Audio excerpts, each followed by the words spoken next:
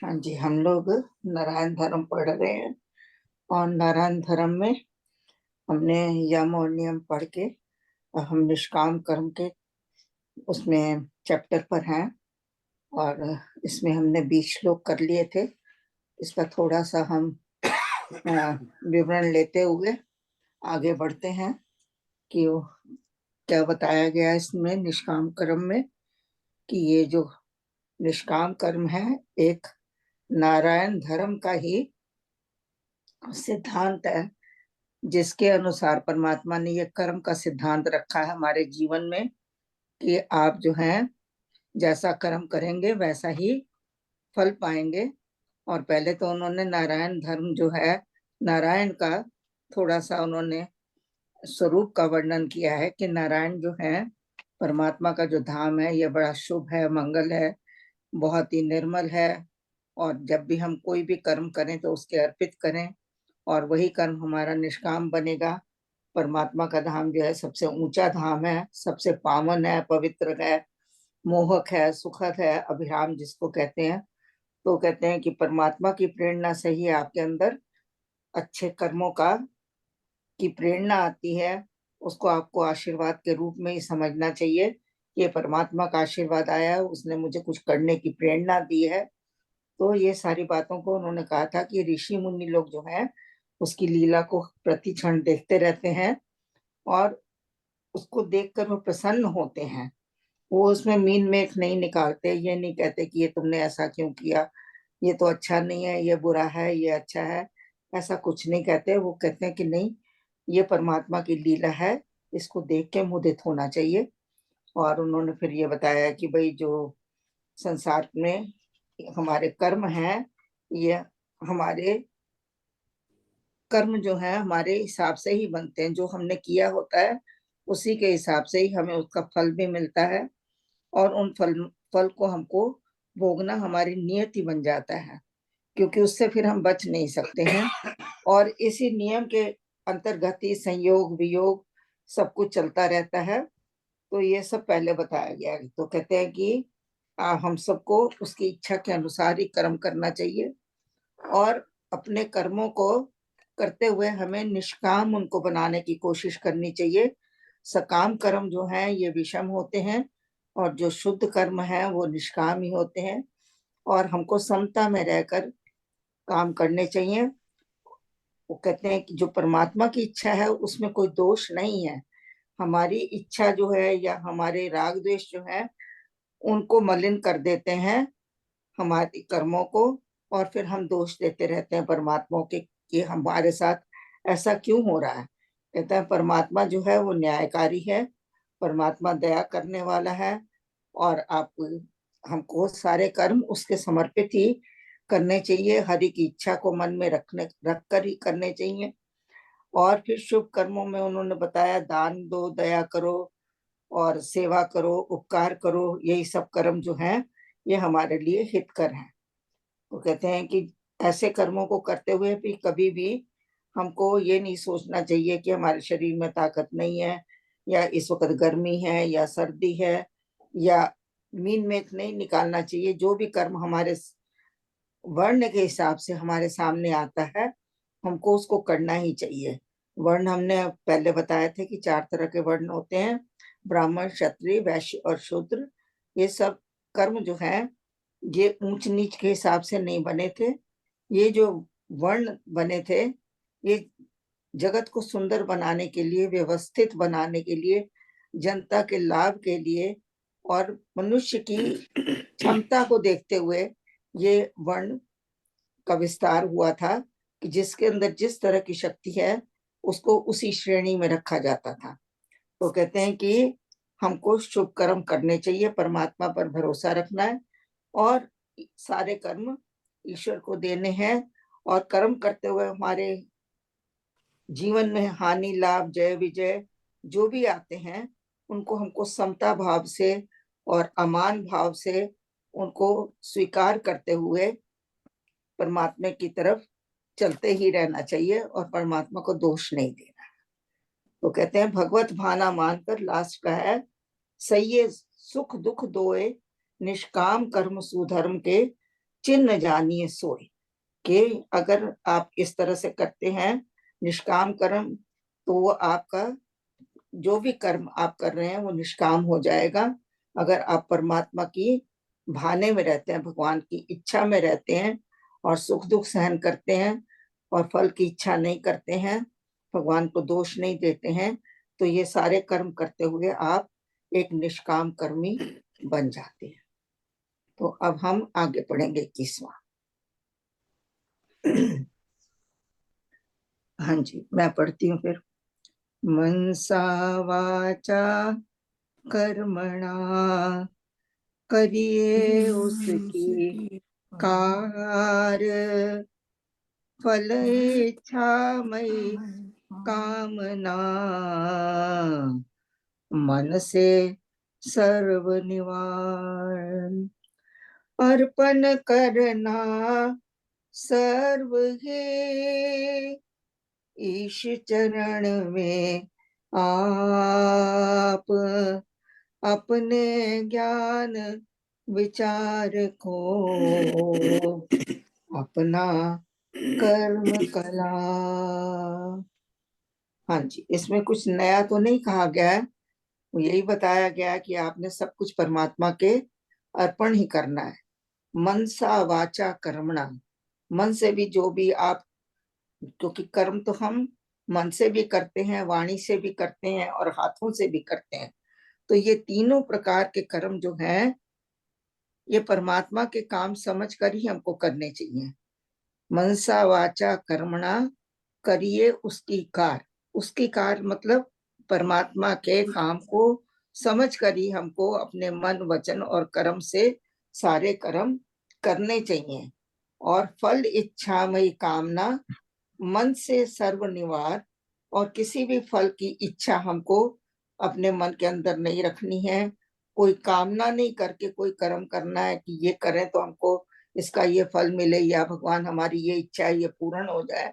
तो कहते हैं मन से ये सारी चीजें निवार मतलब समाप्त करके, मन को निर्मल करके, मन को शांत करके, मन को शुद्ध करके, अपने मन से, वाणी से और हाथों से परमात्मा के कार्य करते रहे। कहते हैं आगे, अर्पण करना सर्व ही ईश चरण में आप। वो कहते हैं कि अपने आप को पूर्ण रूप से परमात्मा के चरणों में समर्पित कर दो, या समर्पित हो जाओ परमात्मा कि हे परमात्मा, मेरा अपना कुछ भी नहीं है, ये ज्ञान भी मेरा नहीं है, ये विचार भी मेरे नहीं है, ये कर्म भी मेरे नहीं है, ये जो कुछ हो रहा है ये सब तेरी कृपा से हो रहा है और तू ही करवा रहा है। सो इसलिए मैं अच्छे से अच्छे कर्म करूं, निष्काम कर्म करूं, और अपने कोई कामना रख के ना करूं, शुद्ध मन से सबके हित में होने वाले कर्मों को करूं। तो कहते हैं कि अपने आप को पूर्णतः अर्पण करना सर्व ही, सर्व बोला है, सब कुछ भी अर्पण कर दो, और यहाँ तक कि सब कुछ अर्पण करने के बाद ईश चरण में स्वयं को भी समर्पित कर दो, पूरे के पूरे समर्पित हो जाओ। खाली कर्म ही नहीं समर्पित करने हैं, हे भगवान जो मेरी इंद्रियां है, मेरी मन है, मेरी बुद्धि है, मेरा शरीर है, मेरा जो भी कुछ है, तो ये सब कुछ तेरे ऊपर समर्पित है। तो इस बात को उन्होंने यहाँ पर और भी दृढ़ता पूर्वक हमको बताया है कि भगवान की इच्छा में रहकर हमको कर्म करने हैं, और कर्म ऐसे करते करते ये कर्म सुंदर से अति सुंदर होते जाएंगे। हाँ मन जी, और कोई? मन मन का सबसे बड़ा विषय बताया कि मन जो भी काम कर रहे हैं हम लोग, चाहे कैसे भी काम कर रहे हैं, चाहे वो हम बुद्धि से ज्ञान का काम कर रहे हैं, हाथों से किसी की सेवा कर रहे हैं, कुछ भी कर रहे हैं, वो सारे कर्म जो है वो व्यर्थ हैं अगर आपने मन से कोई जो अपने आप को आपने ईश चरण के अंदर स्थापित नहीं किया है या अपने आप को समर्पित नहीं किया है। पूरे मन से कर्म जो हम जो करते हैं वही सबसे उत्तम कर्म होते हैं, और मन के कर्म को बेस्ट कर्म माना गया है। या जहाँ मन नहीं है वहां कुछ भी नहीं है, क्योंकि जो भी कर्म आप करते हैं जब तक उसके अंदर आप मन से नहीं जुड़ते हैं तब तक वो क्रिया पूरी होती ही नहीं है। वो एक ये कबीर जी तो का हर चीज में है। एक दुआ है कि माला तो कर में फिरे, जीभ फिरे मुख माही, मनवा चाहो तरफ भिरे, ये तो सिमरत नाही। तो हमारा मन काम, हम लोग माला फेरते रहते हैं, हमारा हाथ चलता रहता है, मुंह में राम राम भी चलता रहता है, पर मन जो है वो पता नहीं, ध्यान जो है वो कहीं कहीं और भटक रहा है, कहीं कहीं और जा रहा है। तो वो भी अगर राम नाम में लग जाए तो मन से, वचन से और कर्म से हम्म। वो माला हम्म। है। और बिल्कुल। अर्पण के लिए अगर हम थोड़ा सोचें तो हम जब पैदा हुए तो हमें तो हमारे पास कुछ भी नहीं था। हम जैसे आए, जिस तरह से आए, ना हमें पता था हमारे माँ बाप कौन है, ना हमें कुछ भी ज्ञान, कुछ, इवन हम जैसे पढ़े वैसे ही पढ़े रहते थे। लेकिन ये सब कुछ जो भी अवेलेबल करा, जो भी हमें दिया, हमें बुद्धि दी, मन दिया, हमें बड़े होने के लिए वो ताकत दी और संसार बनाया, ये सारा उसी ने दिया है।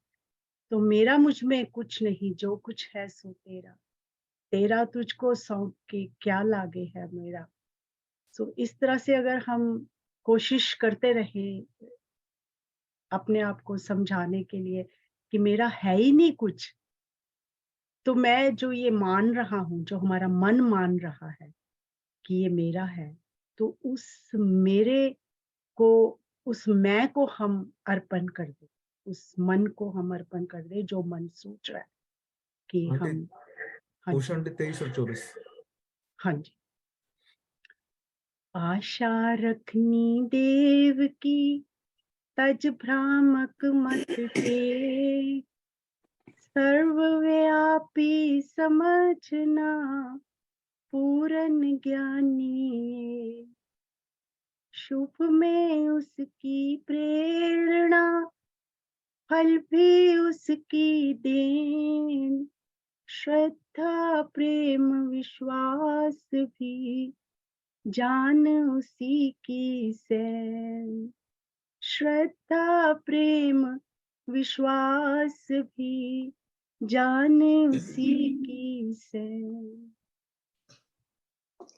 हाँ जी, इसमें कह रहे हैं आशा रखनी देव की, तज भ्रामक मत टेक, कि हमको परमात्मा से ही सिर्फ एक आशा रखनी है। आशा एक राम जी की दूजी आशा छोड़ दे, नाता एक राम जी से दूजा नाता तोड़ दे।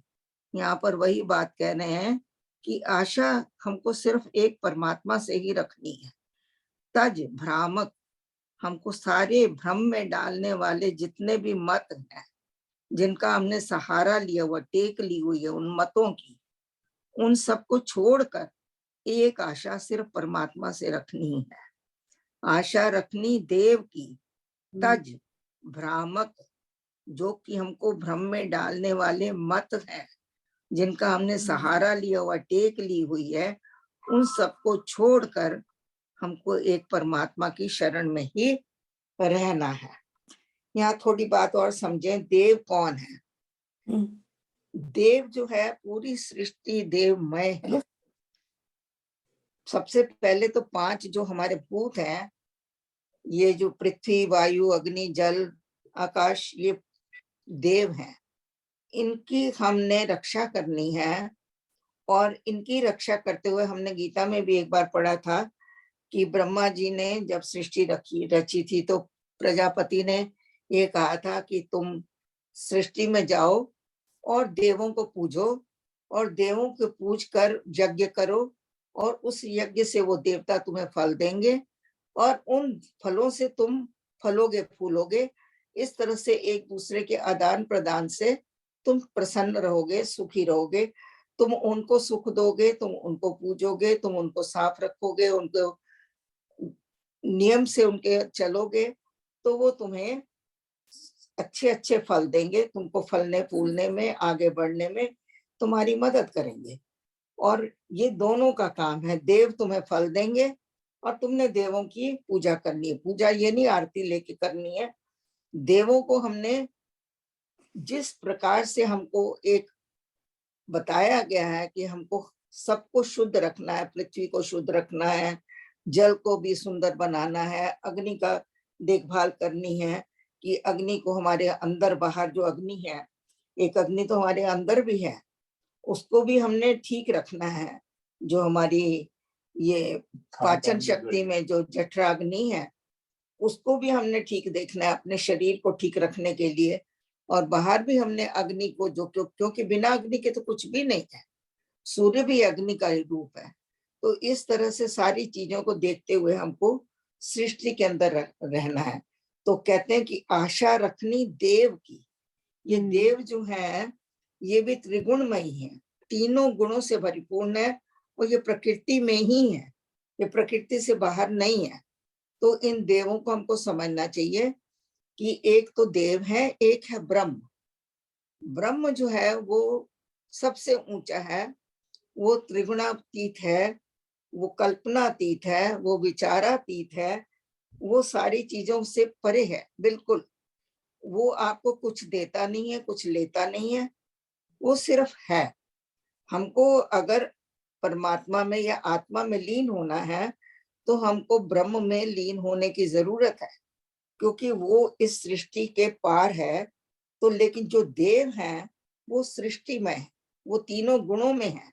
जैसे हमारी देह जो है त्रिगुणमयी है, इसी तरह देव भी त्रिगुणमयी है। तो कहते हैं कि हमको देवों से आशा रखनी चाहिए, और देवों से आशा भी कब रखनी चाहिए? जब हम देवों को दें।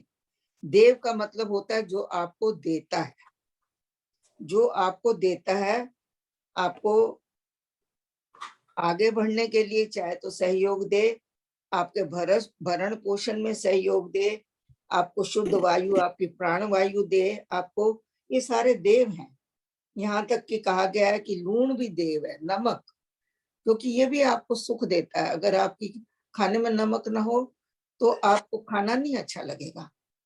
हर चीज सृष्टि में जो है वो देवमयी है, हमको देव ही उनको समझना चाहिए। और उस देवमय सृष्टि में हम आदान प्रदान से ही जीवित रहते हैं। तो वही वो कह रहे हैं कि तुम देवों को पूजो। पर ये ऐसे नहीं है कि शुरू से ही क्योंकि आपको आदत पड़ी हुई है नमक खाने की, तो आपको आदत पड़ी हुई, अगर आप शुरू से ही ना खाते तो ना खाते, तो तुम्हें देखिए पता जी, ही ना आपने होता तो नमक भी कुछ है। नहीं, एग्जाम्पल आपकी दिया है। प्रकृति की हर चीज में नमक है। आप सब्जी जो खाते हैं, नमक ना भी डालें तो भी उसके अंदर नमक है, तत्व तो नमक का उसके अंदर है। जिस प्रकार से वो हर चीज में विटामिन है, इसी तरह से हर चीज में नमक भी है, शुगर भी है। तो ये सारी चीजें आपको देवों से ही मिल रही हैं, और देव भी सृष्टि का ही भाग है। ये हमको अच्छी तरह समझ लेना चाहिए कि जब हम पूजा करते हैं या हम प्रार्थना करते हैं तो हमारी वो प्रार्थनाओं का फल हमको देव देते हैं, ब्रह्म नहीं दे सकता, क्योंकि ब्रह्म इन चीजों में है ही नहीं। तो दो चीजें हैं, जब हम ब्रह्म को पढ़ेंगे तब आपको और अच्छी तरह समझ आ जाए कि ब्रह्म और देव में अंतर क्या है। तो कई लोग पूछते हैं कि तो फिर अगर ब्रह्म सुनता नहीं, भगवान सुनता नहीं, तो पूजा क्यों करें? पूजा करते हैं इसलिए कि हमारी प्रार्थनाओं को देव सुनते हैं, और उन देवों से हमको उनका फल मिलता है। तो ये हम आगे पढ़ेंगे, लेकिन यहाँ मैंने थोड़ा सा आपको बताने के लिए कर दिया है। आशा रखनी देव की, तज भ्रामक मत टेक, सर्वव्यापी समझना पूर्ण ज्ञानी एक। जो परमात्मा को सर्वव्यापी समझता है कि परमात्मा तो हर जगह है, उसके बिना कुछ है ही नहीं, और उसकी इच्छा में ही सारी सृष्टि चल रही है, और वही एक पूर्ण ज्ञानी है जो परमात्मा को इस रूप में देखता है। और वो सिर्फ परमात्मा से ही आशा रखता है, देव से ही आशा रखता है, और जितने भी उस मत हैं जो हम जिनका सहारा लेके हम चलते रहे, उन सबको वो ज्ञानी बिल्कुल भी नहीं मानता, और उनको दूर कर देता है अपने जीवन से। शुभ में उसकी प्रेरणा, फल भी उसकी देन। जो कुछ भी आपके जीवन में कुछ भी शुभ हो रहा है, या कोई भी प्रेरणा आपको अंदर से आती है, या कभी किसी चीज का फल आपको बहुत सुंदर रूप में मिल जाता है, तो ये समझिए कहाँ से आया? देव ने आपको दिया, परमात्मा की इच्छा से ही आपको आया। तो वो परमात्मा जो है वो आपको फल देता है। तो आपको फल की इच्छा नहीं रखनी है, लेकिन ये परमात्मा ने सिद्धांत बनाया हुआ है कि उसकी सृष्टि में ये नियम है कि आप कोई भी कर्म करोगे उसका फल तो मिलेगा ही मिलेगा। तो फिर गीता भी कहती है, भगवत गीता कहती है कि हम फल को उद्देश्य क्यों बनाएं? अगर फल का फल तो मिलना ही मिलना है कर्म का, तो हम फल को उद्देश्य रखकर उसकी कामना करके हम कर्म क्यों करें? तो जो ज्ञानी है वो इस चीज को अच्छी तरह समझ जाता है कि कर्म का तो फल मिलेगा, और मैंने उसको एक एम नहीं बनाना है, उसको लक्ष्य नहीं बनाना। तो वो कह रहे हैं कि शुभ में उसकी प्रेरणा, जब शुभ आए तो भी सोचो ये उसकी प्रेरणा से आया है। फल जो अगर सुंदर आ जाता है तो भी उसकी, अब बुरा भी आता है तो भी उसी की देन है। वो कहते हैं कि अगर आपके मन के अंदर श्रद्धा, प्रेम और विश्वास भी जागृत हो रहा है या दृढ़ हो रहा है, तो आपको ये समझना चाहिए ये परमात्मा का इशारा है, ये परमात्मा की तरफ से ही आया है। सैन का मतलब होता है इशारा या संकेत, जान उसी की सैन, ये परमात्मा का ही इशारा है कि वो तुम्हारे अंदर कृपा कर रहा है, श्रद्धा, प्रेम और विश्वास जगा रहा है, और सारे कर्म उसकी प्रेरणा से हो रहे हैं। हाँ जी, ऐसा आप कुछ कहा भी कहना चाहते? ऐसा थोड़ा सा कहा भी जाता है कि जो देव, एक्चुअली मैंने सुना था तो just wanted to share with you, कि जो देव हैं वो एक ऐसा दुकानदार है जिसके पास हम लोग जाते हैं और पैसे देते हैं और सामान ले लेते हैं। तो वैसे ही जैसे ही हम लोग अच्छे कर्म करते हैं, सकाम टाइप के कर्म करते हैं, तो उन देवों की भक्ति करते हैं, उस पर्टिकुलर ऑब्जेक्ट को पाने के लिए हम उन देवों की भक्ति करते हैं और उनसे अपनी इच्छा का फल मांगने की प्रयत्न करते हैं। और कई बार वो देव जो है खुश होकर वो आपको फल दे देता है। पर जैसे आंटी ने बताया कि ब्रह्म जो है, ब्रह्मा, जो ये सारा संसार ब्रह्मा नहीं है, सब कुछ ब्रह्मा ने दे रखा है हमारे को, तो उसको ना लेने की जरूरत है ना देने की जरूरत है, ऑलरेडी दे चुके हैं वो। तो वो हमारे को वो देव भी उनसे ही लेके हमारे को आगे देते हैं। तो वो तुम्हें अकर्ता, मांगने की जरूरत क्या ब्रह्म जो है है? वो ब्रह्म मांगने की अकर्ता तो है। जरूरत ही नहीं होनी चाहिए, वो तो अपने आप ही मिलेंगे। यही अपने तो आप मैं ही कह रही हूँ कि जब हमको लक्ष्य क्यों करना, अगर ज्ञानी है, हमको समझ आ गई है कि हर कर्म का फल तो मिलना ही मिलना है, तो फिर कर्म को लक्ष्य क्यों मांगने बनाया क्यों? जाए? ये तो ये तो सकाम सकाम कर्म कुछ लोग करते हैं, उनके लिए है कि जैसे सकाम कर्म इसके लिए बताया गया है यहाँ पर महाराज जी ने कि देव जो हैं वो बेसिकली आपको देंगे ही देंगे। और आपने अगर सकाम प्रार्थना करते हो तो सकाम प्रार्थना ये नहीं कि कोई निष्फल जाती है, वो देव उसको सुनते हैं और देव अपने इच्छा अनुसार आपको प्रदान करते हैं। पर हाँ, अगर आप ज्ञानी हो गए हो तो यस, आपको पता चल गया कि हमने कोई कर्म किया है तो उसका हमारे को फल मिलेगा, ये जो सिद्धांत है, ये ईश्वर ने एक सिद्धांत बना रखा है इस चीज का कि जैसी कोई कर्म करता है उसका उसको फल मिलना ही मिलना है, चाहे वो अच्छा है चाहे बुरा है। तो इस वजह से जो ज्ञानी लोग हैं उस चीज को समझते हैं और वो निष्काम भाव से कर्म करने की कोशिश करते हैं। बिल्कुल। मेरा एक कमेंट था। जी सर। एक तो इसमें लाइन है आशा रखनी देव की, तो ये अमृतवाणी की लाइन में भी है, राम नाम को मन में बसाना, सुपथ राम कृपा का है पाना। मन में राम धुन जब फिरे, राम कृपा तभी उतरे। मतलब ये कि संगी साथी दोस्ती अगर डालनी है, राम नाम से उम्मीद करनी है, अच्छे बुरे कर्म रास्ता तो उसी ने दिखाना है। तो उसमें फर्म फेथ हो तो बाकी की चीजें काफी आसान हो जाती हैं। लेकिन अगर दोस्ती जैसे विपिन से डाल दी, उसने पैसे पूरा साल भी गुजर जाए देगा नहीं वो। तो हमें अपनी सोच उस तरफ रखनी चाहिए जहां रखनी की जरूरत है, तो मांगना उम्मीद करना उसी से ही है। दूसरा पोर्शन मेरा ना क्वेश्चन है कमलेश जी आपसे। आपने यहाँ पढ़ा फल भी उसकी देन, मतलब फल को मत उम्मीद। इसमें पिछली लाइनों में भी हम पढ़ चुके हैं कि ये नियम बना हुआ है, जो करोगे सो भरोगे, राइट करोगे तो राइट भोगोगे, जैसे जैसे है। तो कुछ कर्म तो ऐसे हैं जाने में करें या अनजाने में करें, आग में हाथ डालोगे तो हाथ सड़ेगा ही, कैसे भी बंदे हो अच्छे बुरे। गुस्सा करोगे तो बीपी बढ़ेगा ही, या पेड़ से छलांग मारोगे तो टांग टूटेगी। ये तो नियम बने हुए हैं, उसी time then and there cause and effect बराबर हो जाता है। लेकिन कई दफा आप अच्छे आदमी को सफर करते देखते हो या बुरे आदमी को एंजॉय करते देखते हो, जवाब मिलता नहीं तो कहते पिछले जन्मों का लेना देना होगा, कुछ कर्म होगी। जैसे महाभारत में धृतराष्ट्र की आंखें नहीं थी तो कहा था 108 जन्म पहले तूने कबूतरों को मारा था, तो इतने साल लग गए उसको करने में। पहले केस में देन एंड देयर था, दूसरे में इतने साल अकाउंट रखा किसी ने। और तीसरा केस ये ले लो कि लॉटरी सारे लेते हैं, कर्म करते हैं, पैसे देते हैं, स्टोर पे जाते हैं, नियत रखते हैं, पर निकलती सबकी कोई नहीं है, जन्मों जन्मों से लिए ही जा रहे हैं। सो पहले केस में रिजल्ट मिलता है फौरन, दूसरे केस में कई साल चाहिए, तीसरे केस में मिलता भी है कि नहीं पता। तो इन तीनों में एनोमली क्यों है?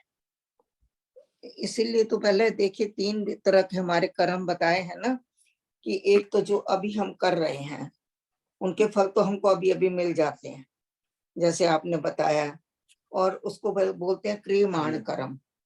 दूसरे होते हैं हमारे संचित कर्म, जिनका फल हमको अभी मिला नहीं है, हमारा जीवन खत्म हो गया और हमको फल नहीं मिल पाए अभी, तो उसके लिए हमको जब दूसरा जन्म मिलेगा, तीसरा मिलेगा, तो वो हमारे इकट्ठे हुए कर्म खत्म तो नहीं हुए हैं, उसका फल हमको कभी भी आएगा।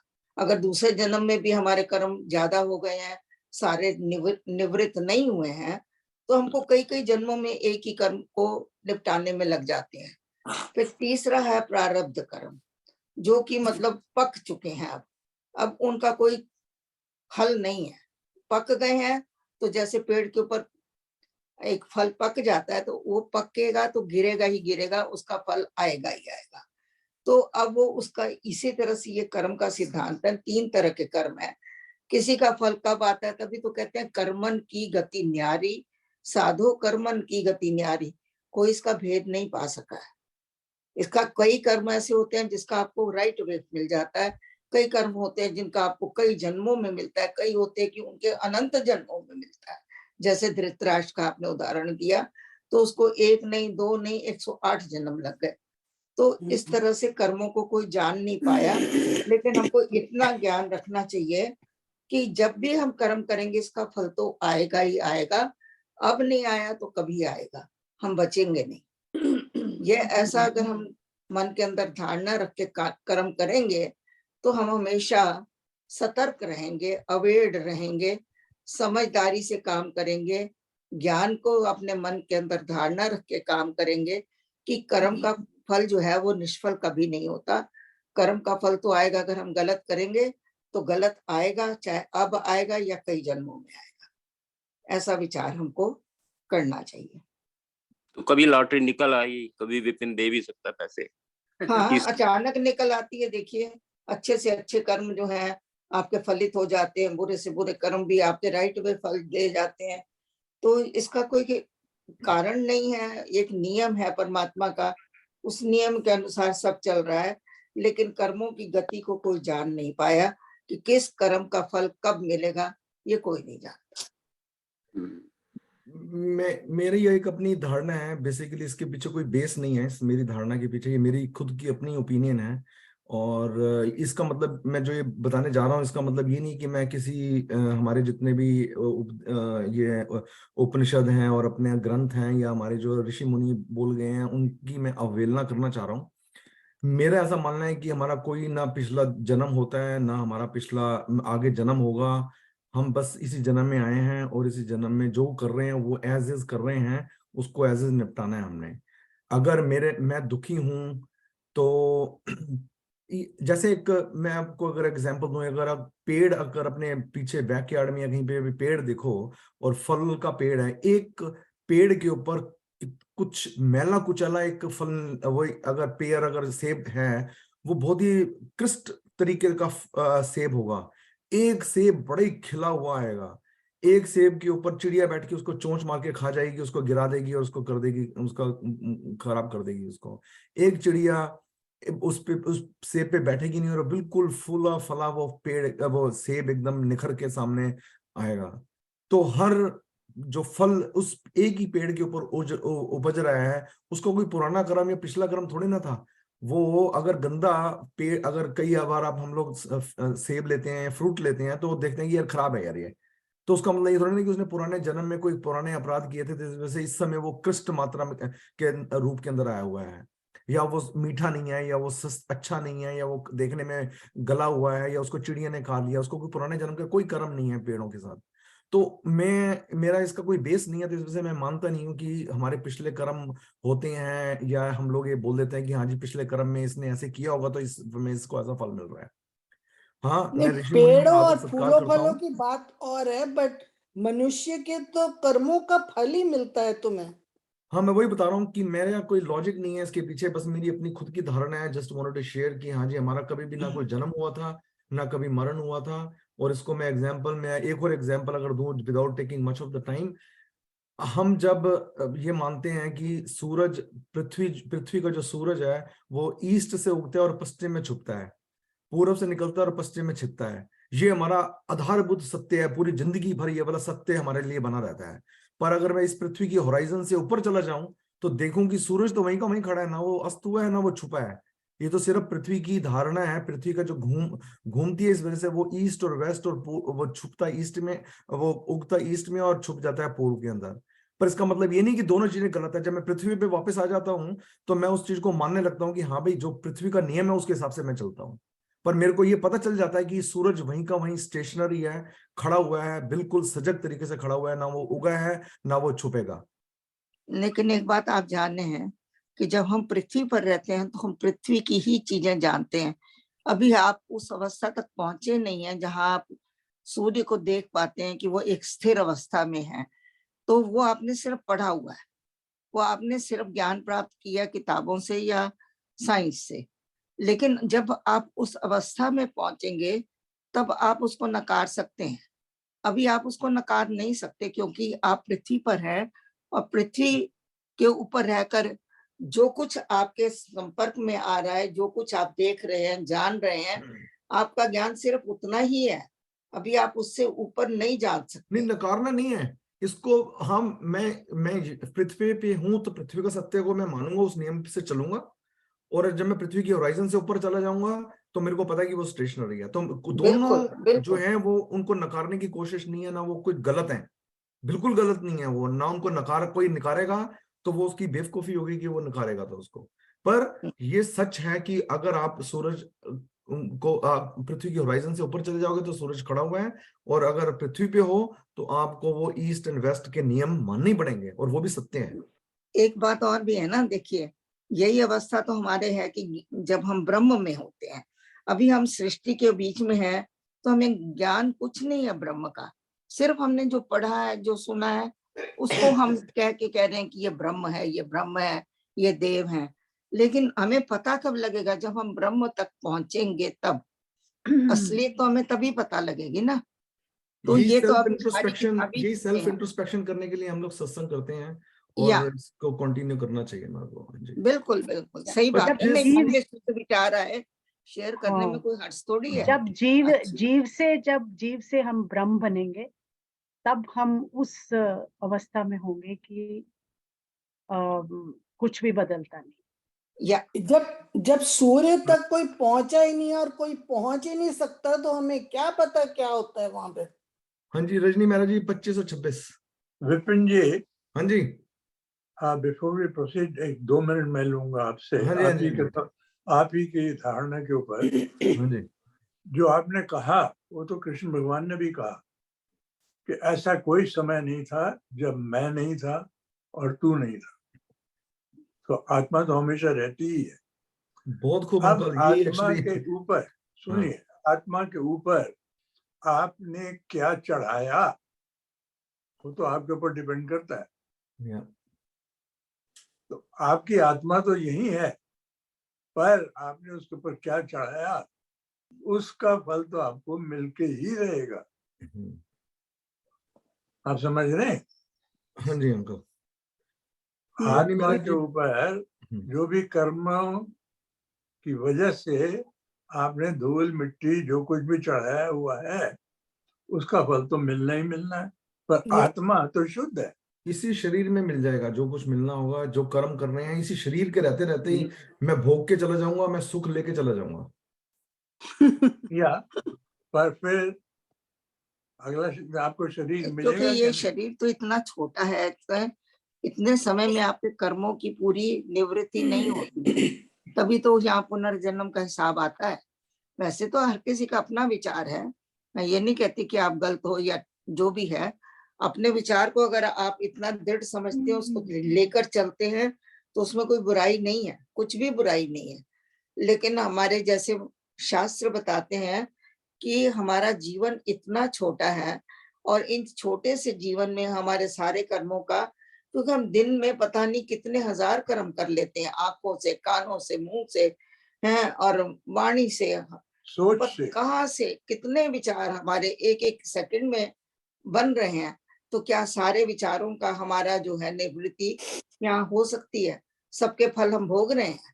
नहीं, वो फल हमको मिल नहीं रहे हैं, ना ही हम उतने भोग पाएंगे। इसलिए जितनी हमारी सामर्थ्य है, हमारी सामर्थ्य के हिसाब से हमको फल भी मिलते हैं। ये ना हो कि इंसान इतना भगवान हमको कष्ट में डाल दे कि हम सांस भी ना ले सकें।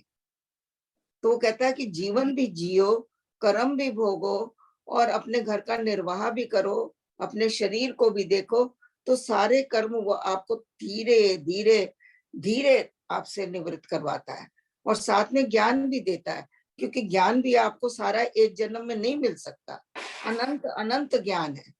तो उसके लिए आपको बार बार जन्म लेना ही पड़ता है। अब इस जन्म में आपने जितना थोड़ा ज्ञान प्राप्त किया, अगले जन्म में आप इससे आगे बढ़ेंगे।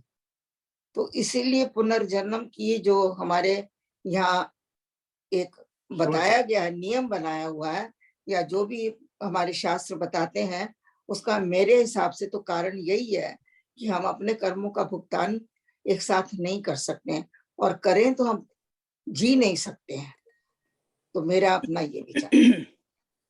हाँ जी, हेलो आगे चले। विपन। रजनी हाँ मैडम जी, जी। हेलो विपन जी। हाँ जी आंटी। एक बात एक और मेरे दिमाग में आ रही है कि कर्मों की गति न्यारी, ये तो आई डोंट नो, आप नहीं मानते, लेकिन अगर एक बच्चा पैदा होता है वो झुग्गी झोंपड़ी वालों के घर, और एक बच्चा शुरू में ही पैदा होता है मिलियनर के घर, जहाँ सारी सुविधा सब कुछ है, तो ये कर्मों की गति है ना, और क्या है?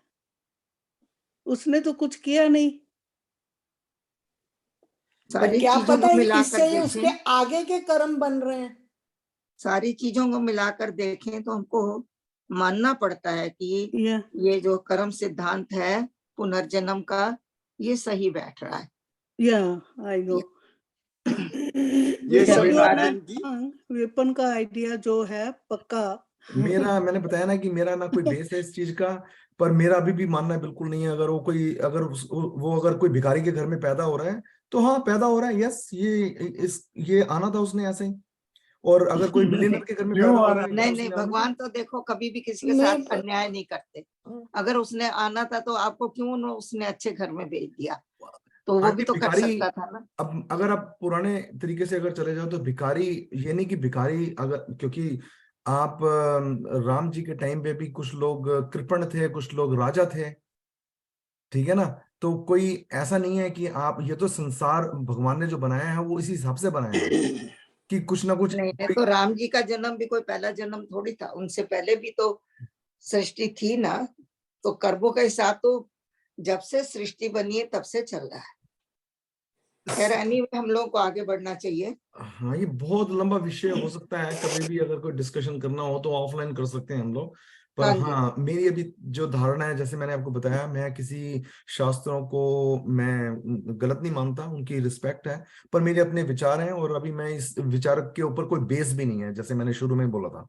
तो ये मेरी अपनी सोचने की धारणा है। हाँ नहीं, जी चलिए मेरा इसके जी। ऊपर आप मनन करिए, चिंतन करिए थोड़ा।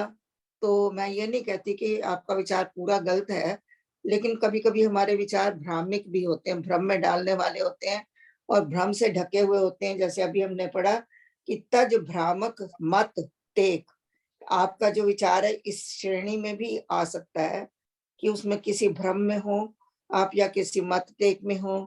तो इसलिए हमको विचार करना चाहिए, बस मनन करना चाहिए। शायद आप किसी और निष्कर्ष पर भी पहुंच सकते हैं, ऊंचे भी जा। आई थिंक ये विचार इसीलिए आ रहा है कि मनन से इन्होंने और आगे आगे उसका विश्लेषण करना है। हाँ जी, चल। मनन जरूरी है, मनन। हाँ हाँ जी रजनी महाराज जी, 25 and 26। जय राम हरे, जय राम हरे, भव भय भंजन भगवान हरे। वही नियंता जगत का, सुन वही है स्थान, महाशून्य भी है वही, वही अगम्य महान, लीला उसकी जगत है, महिमा नहीं अनंत, महिमा कही अनंत, ऐसी रखते धारणा महर्षि मुनिवर संत। जय राम जय जय राम। हाँ जी, वो कह रहे हैं महाशून्य भी है वो, उसको शून्य कहा गया। परमात्मा को, जिसकी ब्रह्म की हम बात कर रहे थे, तो वो देव नहीं है। महाशून्य जो यहाँ पर शब्द यूज हुआ है वो ब्रह्म के लिए यूज हुआ है। कहते हैं कि महाशून्य भी है वही, वहां पर सिर्फ शून्य ही है, कुछ भी नहीं है। क्योंकि महाशून्य क्यों कहते हैं उसको? क्योंकि ना वो सुनता है, ना वो बोलता है, ना वो देखता है, ना चलता है, कुछ भी तो नहीं करता, बस सिर्फ वो है। और उसने सृष्टि का एक विस्तार कर दिया है, सब नियम उसके अंदर लगा दिए हैं और सृष्टि अपने आप उसके नियमों के हिसाब से चल रही है। तो इसीलिए उस परमात्मा को महाशून्य कहा गया है। तो जब हम पहुंचते हैं अंत में, जो हमारी स्थिति होती है, जब हम शून्य समाधि, जब हम समाधि से बाहर ऊपर उस तक पहुंचते हैं, तो तब हम उस अवस्था को जान सकते हैं। अभी सिर्फ हम यहाँ शब्दों के हिसाब से ही चल रहे हैं कि परमात्मा जो है वो महाशून्य है। शून्य भी कहा गया उसको, लेकिन हमारे स्वामी जी ने यहाँ उसको महाशून्य कहा है, महाशून्य। कि वो शून्य का मतलब क्या होता है? जब आपके शरीर शून्य हो जाता है, आपको कोई आभास नहीं होता है, आपको कोई सुई चुभ हो तो भी पता नहीं लगेगा, कुछ भी आपके साथ कोई बोले तो आपको पता नहीं लगता है। तो यहाँ पर वो अवस्था ब्रह्म की बताई गई है कि महाशून्य भी है वही, परमात्मा ही है जो सारी सृष्टि, वही अगम्य महान है। वो अगम्य है, जहां तक कोई पहुंच नहीं सका, और वो अगम्य है, वहां तक कोई पहुंचेगा भी नहीं। क्योंकि कभी भी कोई पहुंचा है, उसने परमात्मा को पूर्ण नहीं पाया है। पूर्ण तो कोई पा ही नहीं सकता, क्योंकि उसकी लीला अनंत है, उसका ज्ञान अनंत है, वो स्वयं भी अनंत है। तो इसलिए जब भी कभी वहां तक किसी ने भी उस पहुंचने की कोशिश की है, तो उसने परमात्मा के किसी छोटे से अंश को ही पकड़ा है। तो कहते हैं कि वो नियंता है जगत का, पूरे जगत का नियम उसके हिसाब से ही बना हो। नियंता मतलब बनाने वाला, जगत को चलाने वाला, जगत के अंदर नियम बनाने वाला वही है, सिर्फ एक ही है। और वो कौन है? वो शून्य है, परमात्मा ही है। और वो सब कुछ बनाकर खुद एकदम जैसे समाधि में चला गया है, जहाँ शून्य अवस्था है उसकी, वो कुछ भी नहीं देखता, कुछ भी नहीं सुनता, कुछ कल्पनातीत है, वो विचारातीत है, त्रिगुणातीत है। ऐसी अवस्था को शून्य अवस्था कहते हैं। तो कहते हैं वही एक परमात्मा का स्थान है, और उसने ये पूरी सृष्टि बना दी है, और सृष्टि बनाकर वो महाशून्य हो गया है। वो अपने, कहते हैं ना, सुख में चला गया, अपने अनंत में चला गया, अपने विश्राम में चला गया। लीला उसकी जगत है, महिमा कही अनंत। जो उसने जगत बनाया है, ये परमात्मा की लीला है, परमात्मा का खेल है। जैसे एक चित्रकार अपने तरह तरह के चित्र बनाकर अपने आप को प्रकट करता है। ये नहीं है कि चित्र उसने बनाया उसमें चित्रकार नहीं है। चित्रकार चित्र बनाकर उसको छोड़ के चला जाता है, किसी एग्जीबिशन में छोड़ जाता है, या कहीं रख के बेच देता है, कुछ भी करता है। लेकिन ये ना सोचे कि चित्रकार ने चित्र बनाया और वो उसमें से गायब हो गया। नो, जहां तक, जब तक उसका चित्र है, तब तक चित्रकार उसके अंदर है।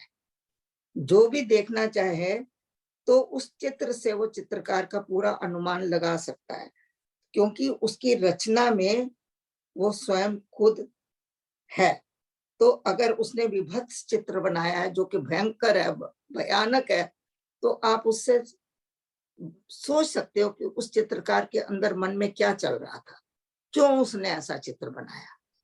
यदि उसने प्रकृति का उत्तम रूप उसने प्रकट कर दिया है अपने चित्र में, तो आप चित्रकार की सोच को जान सकते हैं कि उस वक्त किस समाधि में रहा होगा, क्या विचार उसके अंदर रहे होंगे, जो उसने इतनी सुंदर सृष्टि की है, जो रचना परमात्मा ने की है, उसका चित्र बनाया है। तो इसी तरह वो कह रहा है कि ये जो लीला है परमात्मा की, उसका जगत ही है, ये उसका खेल है। अगर हम चाहें हर चीज में हम उसको देख सकते हैं, उसको जान सकते हैं, और उसकी महिमा जो है अनंत है, जिसका कि कोई अंत ही नहीं है। उतनी उसकी महिमा है, क्योंकि एक एक कण कण में वो है। अब कहाँ तक उसको ढूंढोगे, कहाँ तक उसको भूलोगे, क्योंकि वो तो दिख ही रहा है हर जगह। तो वो कहते हैं कि उसकी ऐसी रखते धारणा महर्षि मुनिवर संत, ऐसे जिन लोगों ने उसको जान लिया है, ऋषियों ने, मुनियों ने, उनकी ऐसी धारणा है कि उन्होंने ऐसा देखा है, ऐसा जाना है। लेकिन हम लोगों ने ऐसा जाना नहीं है, तो हम लोग सिर्फ बातें ही कर सकते हैं और पढ़ के ही बोल सकते हैं, क्योंकि ज्ञान नहीं है हमारे अंदर। असली ज्ञान तो वो होता है जब आपका अपना अनुभव हो, और हमारा अनुभव अभी नहीं है। तो इसलिए हमको ऋषि मुनियों की और संतों की वाणी को मानकर चलना पड़ेगा कि पूरा जगत परमात्मा की लीला है, उसकी रचना है, उसकी ऋषिवर रास है। सत्यानंद जी, हाँ, मैं उनको पहचाना, ऋषिवर सत्यानंद जी ही वो सब कुछ जान के सब कुछ ये सब कुछ लिख पाए। वो इतना सब कुछ उन्होंने ग्रंथ लिखे, भक्ति प्रकाश, रामायण, भगवत गीता और उपनिषद वगैरह सब कुछ। वो उनके अंदर पूरा ज्ञान कैसे आया, वो भगवान के अंदर समाये गए, और वो जैसे वो शून्य अवस्था भी वही पा गए, सब कुछ कर गए वो। तो ये एक एक ऋषि की बात है। इसी तरह के अनेक अनेक ऋषि हमारे इस धरती पर हुए हैं। तो स्वामी जी ने सबकी बात कही है कि महर्षि मुनिवर संतों ने ऐसी महिमा जानी है, उसकी अनंत लीला को देखा है, और उसकी जगत को, उसकी रास को, उसके खेल को पहचाना है, और उसमें रम कर उसमें खुश हुए हैं वो। तो ये वो कह रहे हैं, ऐसी रखते धारणा महर्षि मुनिवर संत। हाँ जी। वो महाराज जी बोलते भी है ना कि अगर मेरे बारे में किसी ने कुछ मेरी आत्म कथा क्या है, तो मेरे बारे में अगर किसी ने सोचना है तो वो भक्ति प्रकाश पढ़े, भक्ति तो प्रकाश में पढ़े तो उन्होंने जहां जहां लिखा है वहां वहां उन्होंने सब संतों की महिमा गाई है। कभी हुई कोई भी संत अपने लिए एक अकेले के लिए नहीं कहेगा, और ये पक्की बात है। तो इसलिए जहां जहां वो कहते हैं कि आपको लगता है कि वहां पर स्वामी सत्यानंद जी महाराज जी हैं, तो उनके साथ आपको सृष्टि के अनेक अनेक अनेक संतों के दर्शन करने चाहिए अपने अंदर, उनका विचार करना चाहिए, क्योंकि कितने संत महात्मा तो सूक्ष्म सृष्टि में भी विचरण करते रहते हैं, जो कि दिखाई ही नहीं देते, और कई तो हैं आके चले गए हैं, और कई अभी और आने की प्रतीक्षा में भी है कि जैसे जैसे सृष्टि में कमी होती है किसी चीज की, तो परमात्मा उनको पूर्ण करने के लिए अपने संतों को ही भेजता है। तो इसलिए हमको संतों का विस्तार से एक दृष्टि रखनी चाहिए। हमको खाली एक स्वामी सत्यानंद जी महाराज जी को लेकर खाली नहीं चलना है। हमारे मन में उनके लिए पूर्ण आदर है, पूर्ण सत्कार है, पूर्ण भाव है, और परमात्मा करे बना रहे। लेकिन हमको एक कुएं का मेंढक बनकर नहीं सोचना है, हमको एक सृष्टि में विस्तार देखना है। परमात्मा ने अनेक अनेक संत महात्मा बनाए हैं, अनेक अनेक जीवों को बनाया है।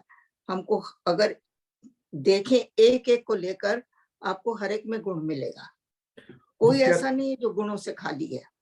वो कहते हैं ना महाराज जी भी, स्वामी सत्यानंद जी महाराज जी भी बोलते हैं कि सभी संतों को आदर करना चाहिए।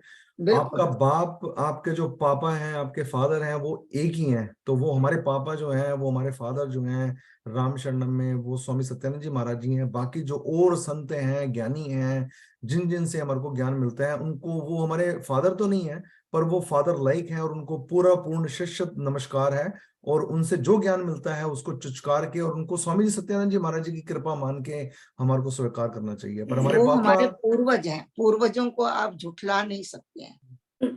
पूर्वज हैं, उन्हीं से आप आए हैं, उसी से आपकी आगे से आगे पीढ़ियां बनी हैं। तो इसीलिए हमारा, मेरे को तो ये लगता है कि जहां जहां हमको लगे कि स्वामी जी का नाम आया है, हमारे मन के अंदर उनका भाव आया है, वहां हमको उसको विस्तार कर देना चाहिए। किरण आंटी 27-28। हाँ जी 27। और कोई anyone like to provide any comments, question अभी तक टिल नाउ?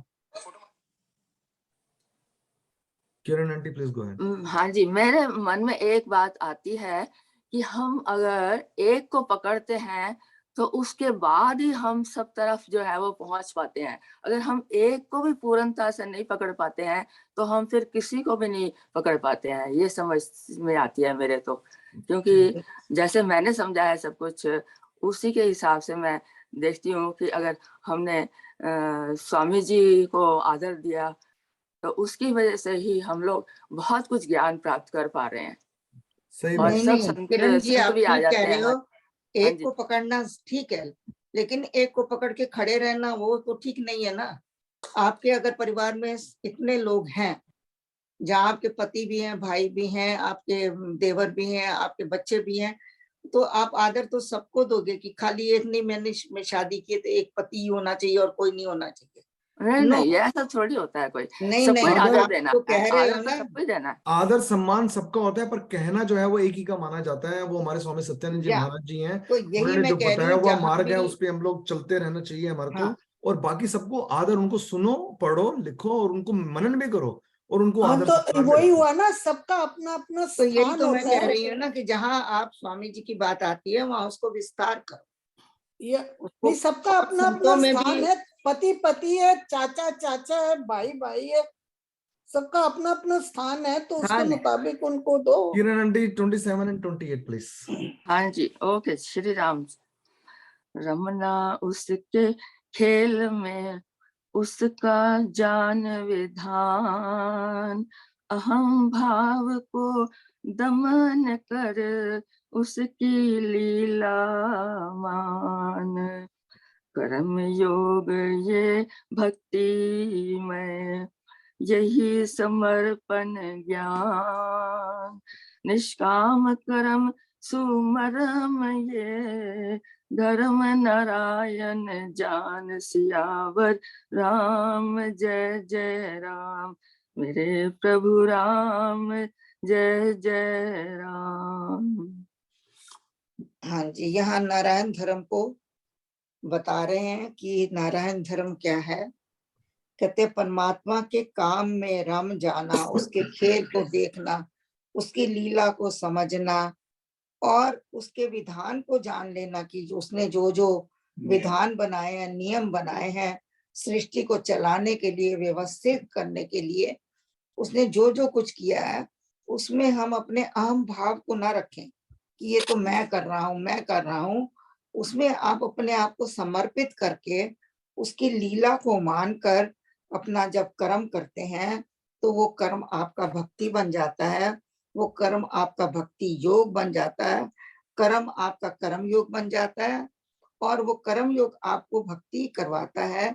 यही जो ज्ञान है ये समर्पण का ज्ञान है और यही निष्काम कर्म का मर्म है, सार है।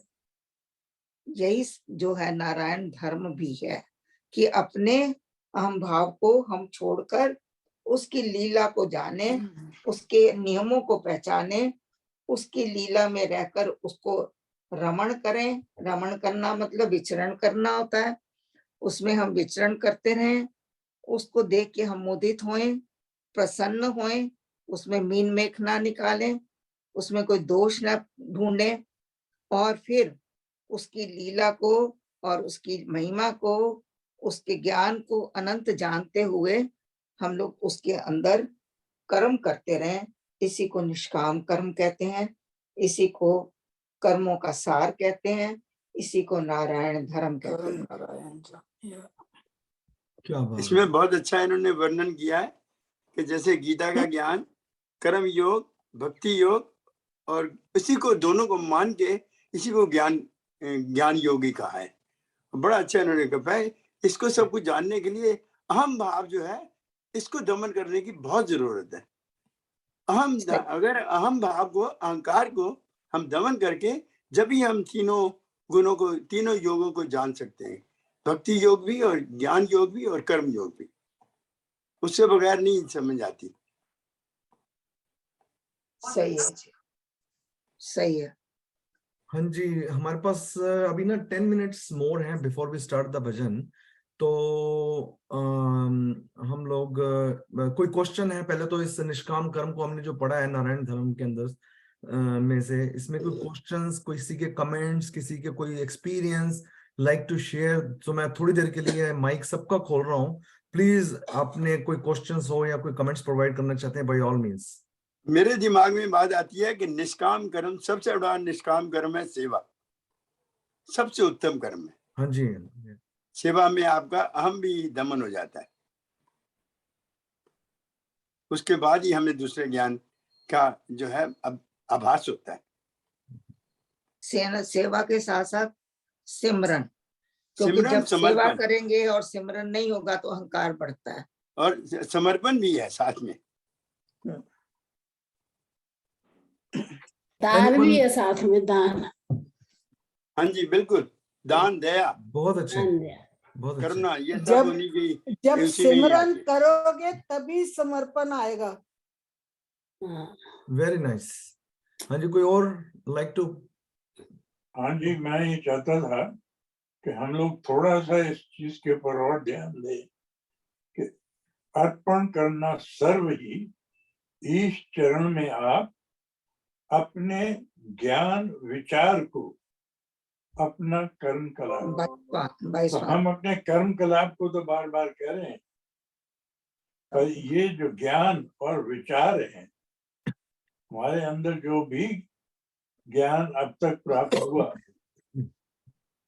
और जो हमारे विचार श्रृंखला चलती रहती है, कोई अच्छा विचार आ गया वो भी उसकी कृपा से आया। ये जो ज्ञान हमें प्राप्त हुआ है वो भी उसकी कृपा से प्राप्त हुआ है, इसलिए ये सब अपने ज्ञान और विचार और अपने कर्म को ईश्वर के चरणों में रखना चाहिए। हमें याद रखना चाहिए कि ये विचार भी आया तो उसकी कृपा से आया, ये ज्ञान भी मुझे प्राप्त हुआ तो उसकी कृपा से हुआ। हमने आगे ये भी बताया था कि इस चरण में आप पूर्णतः अपने आप को पूरा का पूरा समर्पित कर दो, ज्ञान भी, इंद्रियां भी, मन भी, बुद्धि भी, हर कुछ आप जब परमात्मा को समर्पित कर देते हैं तो उसमें आपका पूर्ण समर्पण हो जाता है। सुदेश आंटी, आप कुछ कहना चाहते हो? यह एक छोटा सा भजन है। भजन? अच्छा, भजन हम लोग बाद में टाइम है तो ठीक है, नहीं तो हाँ जी, बाद में हम लोग भजन करेंगे। कुछ और anything you like to provide? निष्काम कर्म में से कुछ बोलना चाहते हो? निष्काम कर्म एक जगह आया, प्रेरणा, जो नारायण की प्रेरणा है उसको कैसे पहचाने, उसका एक जो मुझे नजर आता है, कई बार आप ध्यान में जब बैठते हो, जब आप सुन पोजीशन में अगर हो जाते हो किसी तरीके से, तो उसके अंदर एक, हमारे सबके अंदर कहते हैं नारायण भी है और आत्मा भी है। उसको कैसे पहचाने? तो वो उसका जो लक्षण है वो एक ही है कि सिक्स सेंस होती है, हमारी सबके अंदर होती है, मगर उसको सुनने की शक्ति बहुत सूक्ष्म होती है। उसके अंदर हमें बहुत सूक्ष्मता से ध्यान में जाने की जरूरत पड़ती है। उसमें आपके अंदर बहुत प्रेरणा मिलती है, उसको बोलते हैं सिक्स सेंस। कईयों के आदमी हर एक में होती है, मगर उसको सुनने की शक्ति जो है उस बहुत बहुत सूक्ष्म होती है, बहुत सूक्ष्म से भी सूक्ष्म होती है। तो उसको पहचानने के लिए कभी आपको तो उसके ऊपर ध्यान दें, मनन दें, फिर आपको पता लगेगा कि भाई वो क्या था, हमें कैसा झटका लगा और क्या बोल के गया। वो स्थिति सिर्फ ध्यान में ही आती है। जब आप ध्यान की अवस्था में होते हो तभी आप प्रेरणा को उसकी समझ भी पाते हो। और आप इसके लिए उदाहरण मैं आपको अपना ही बता सकती हूँ, मुझे औरों का तो नहीं पता। तो एक सेकेंड। हाँ जी, तो इसमें यह है कि बहुत साल पहले की बात है, बहुत साल पहले हम लोग जब नए नए आए थे तो हम लोगों ने ना एक बार ऐसे बिना विचारे बिना सोचे एक जगह चले गए। हमने घर ले लिया हुआ था, मन में विचार आया कि एक अपार्टमेंट ले लेते हैं। तो बस जैसे दो लोगों को देखते, उसने ये ले लिया, उसने ये ले लिया, तो हमारे भी दिमाग में भी आ गया। तो जी हम भी गए, हमने मकान वो देखा अपार्टमेंट, और हमने उनको 10,000 का डिपॉजिट दिया और आ गए घर। ये मुझे कहते भी रहे कि हम अफोर्ड नहीं कर सकते, हम नहीं लेते। तो कहते हैं नहीं नहीं हो जाएगा, ले लेते हैं। तो जी हमने उनको पैसे दिए और घर आ गए। घर आके वो हमको 10 दिन का टाइम देते थे उस वक्त कि अगर आप माइंड चेंज करते हैं तो आपको भी ये पैसे वैसे वापस मिल जाएंगे। तो मैं घर आई और मैंने घर आके जैसे आदत थी, अभ्यास था कि शाम को बैठ के हमने ध्यान करना ही है।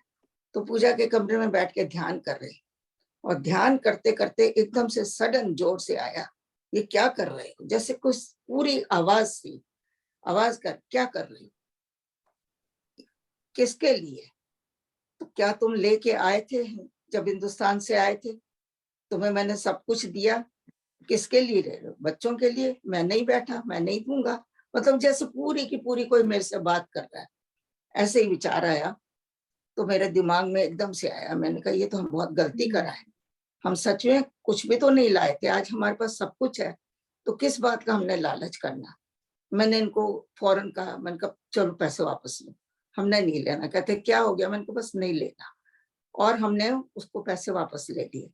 उसके बाद इतना रिसेशन आया कि अगर हमारे पास वो भी होता और घर भी होता तो हम तो खत्म हो गए होते। तो इसको कहते हैं प्रेरणा। जब आप ध्यान में उसको अंदर में सुन सकते हो, वही प्रेरणा आपको चलते फिरते में आती तो आप इग्नोर कर जाते। तो ये ध्यान की अवस्था में ही आपको ऊंची से ऊंची प्रेरणा आती है, और फिर उस वक्त आपका कर्तव्य क्या बनता है कि आप उस प्रेरणा को फॉलो करो। वो जो ध्वनि आपके अंदर गूंजी है उसका कोई महत्व लो, उसको इम्पोर्टेंस दो। तो उस वक्त उसको मानकर प्रभु आज्ञा के अनुसार चलो। वेरी और नाइस। आज हम इतने सुखी हैं। उसके बाद हमने जिंदगी में कभी भी कहीं भी कुछ भी इन्वेस्ट करने का सोचा ही नहीं। जहां रह रहे हैं वही ठीक है, बस इससे ज्यादा नहीं चाहिए। कोई और लाइक टू और इस प्रोवाइड? ध्यान के लिए अभ्यास बहुत जरूरी है। और अभ्यास जो है वो लगातार जितना अभ्यास ही इसकी की है कि हम जिस चीज में भी आगे बढ़ना चाहते हैं उसके लिए अभ्यास। इसके और ये भी है कि प्रेरणाएं आपको बहुत मिलती रहती हैं अंदर से, हम अधिकतर समय पर उनको इग्नोर कर देते हैं। कहते हैं ये तो कोई इंसिडेंस था, ये कोई ऐसे ही थी आवाज, हमने ऐसे गलत सुना होगा, ये कोई भ्रम था। हम उसको इस तरह से उसको इग्नोर करते रहते हैं। इवन जब हम सुबह उठते हैं तो भी जो विचार एकदम पहले विचार, वो भी सारे दिन की प्रेरणा हमें देता है। अगर हम ध्यान से सुने तो जितना हम सिमरन करते जाएंगे उतना समर्पण बढ़ता जाएगा। अब जैसे मेरे को कई बार प्रेरणा आती है अंदर कि आपके अंदर सूक्ष्मता आती जाती है, आप परमात्मा के इच्छा को समझने लग जाते हो, उसके हुक्म को सुनने लग जाते हो, जानने लग जाते हो। अभी जैसे आंटी ने बताया कि सुबह उठते ही प्रेरणा आती है, तो मेरे को सुबह उठते ही प्रेरणा आती है कि मेरे को चमचम नहीं खानी है, पर दोपहर शाम तक वो ओझल हो जाती है, शाम को मैं खा भी लेता हूँ फिर वो। तो वही होता है ना जो कमलेश जी ने बोला अभी कि उस पे हमें अमल करना है। तो वो आई थिंक हम लोग चूक जाते हैं शायद। हाँ जी कमलेश आंटी, हम लोग आपको मिली, आई थिंक आपको मिली नहीं है इसलिए बार आती है। नहीं, मैं एक बात आपको कहना चाहूंगी, चमचम जरूर खाओ लेकिन बांट के खाओ।